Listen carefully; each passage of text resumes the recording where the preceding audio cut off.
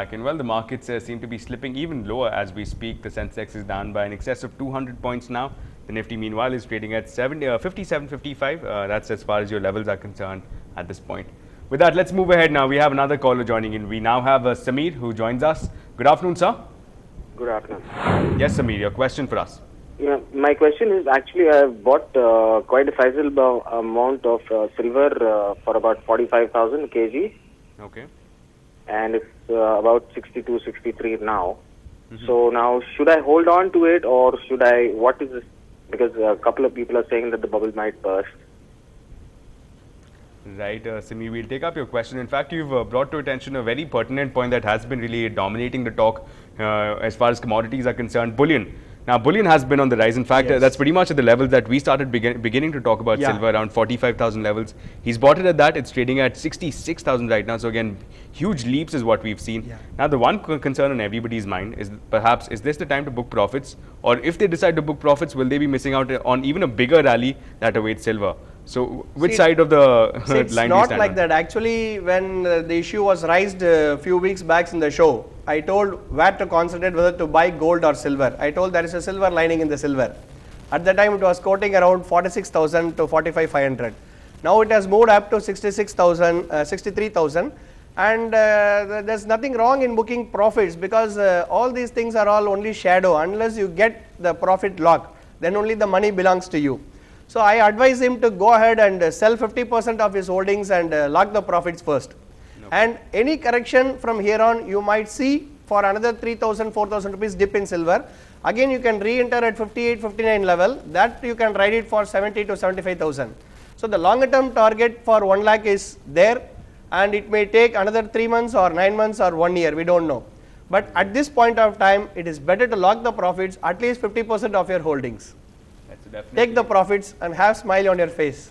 So that's a very interesting point put forth by our expert here, that of course the profit belongs to you only should you decide to book your profits. So of course go ahead, book 50% of your profits and of course continue holding. Of course the long-term target on silver remains to be 1 lakh, so keep your eye on that figure now. But let me ask you another follow-up question. Now having seen the rally on silver, a lot of investors are now beginning to eye this one commodity as perhaps one area where their money should be. So at the current levels where the markets, where the prices have gone up so much, is this the right level to enter perhaps, or perhaps should they wait for certain correction? See, they should wait for a correction and then take a position, because at this point of 63,000 to 65,000 I am expecting some sort of profit booking happening in the silver also. So the moment it trades below 60k, then they can target that and slowly accumulate at every fall. Because as you have seen the 20% rally, and 6 to 7% correction is not unusual. If anything happens, you should be prepared to face it.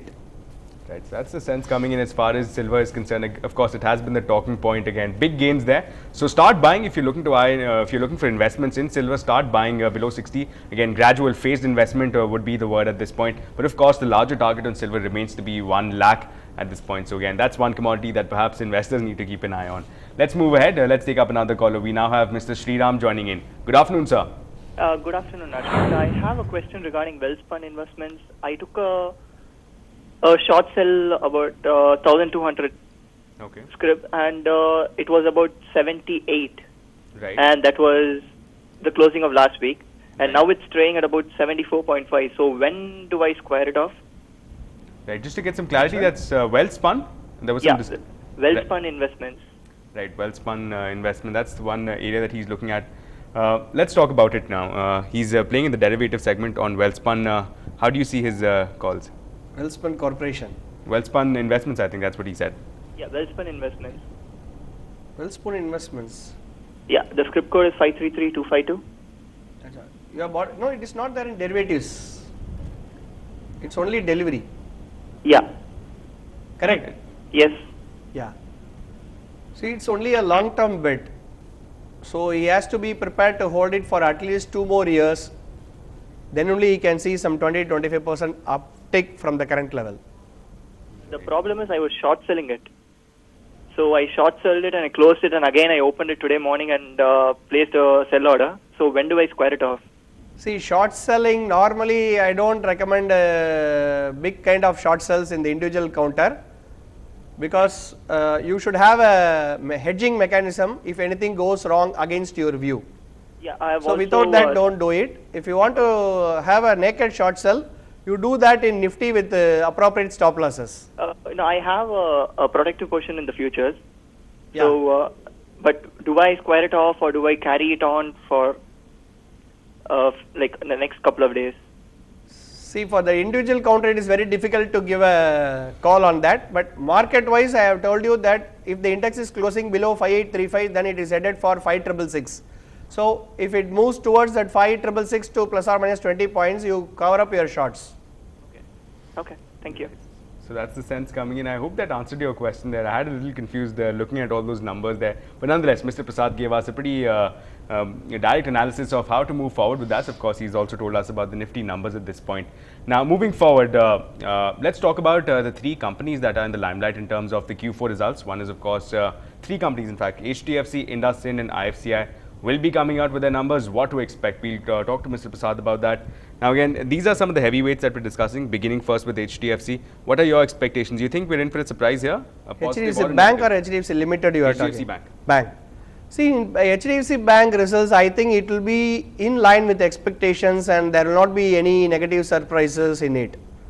So I don't see anything big happening in HDFC Bank because they will be able to maintain the net interest margin because they have got the high CASA ratio, so there won't be any drag on that thing. So treasury yields also will be good, there won't be any setbacks on that results. It will be in line with the expectations and it may not be a tremendous outperformer. Right. Also talking about some of the smaller players here such as IndusInd and IFCI, how do you see these two stocks here in the context of the results? IndusInd also is the same view, there won't be any jerks in the results. I look positive on IndusInd Bank. And IFCI you can't predict much, you have to wait for the results to be out. So I would like to prefer for the results to be declared and then take a call on it. Right, so as far as your initial expectations are concerned, HDFC of course looks strong via courtesy of its again strong CASA deposits, so that should lend some stability to the stocks as far as your other two stocks are concerned. IndusInd, of course, it has been a strong performer. In fact, our expert continues to be confident about it. IFCI, however, is one of those wait and watch calls. As of now, the numbers have to come out first before a decisive call is made on IFCI. So that's the word coming in on those three banking financial stocks that are actually about to announce their numbers. We'll of course be keeping a track on all of that. Let's take up some email queries right now, beginning first with our first one. We have Mr. Anjapan who sent us an email from Ambatul, and he's asking us that he bought Talwalkar at 200 rupees, and again he's wondering what his ideal target should be on Talwalkar. He hasn't given to us a time period, so I'm guessing that he's only waiting for that target to be hit. It's currently trading at around in the vicinity of 230. 230. How do you see Talwalkar right now? See, long term looks robust for Talwalkar, and if he is able to hold the position for 2 years time frame, definitely he can see a return of 60 to 70% going forward. So I advise him to hold on to it, Talwalkar's fitness. Let me just ask you a follow-up question. Now, there were some concerns that were raised in terms of the expansion that Talwalkar has gone in for, and the fact that its valuation seemed to be a little stretched. If I have my numbers right, I think it trades in excess of 45 at this point. So in that context, its expansion drive and of course the cost of credit is an important factor here. And the secondary factor being of course the fact that it is a small company which has again a small cap at this point. So again, keeping all these factors in mind, would you still maintain a hold? No, I don't have any concerns on those aspects. I am bullish on it. Right, so Talwalkar's being the niche counter looks good at this point, looks strong. So a little reason for concern. Our expert Mr. Prasad is very, very confident and bullish about Talwalkar's at this point. Let's slip into a small break. We'll of course come back on the other side with some more interesting ideas. Our expert has picked for us this one interesting counter. We'll bring to you that on the other side.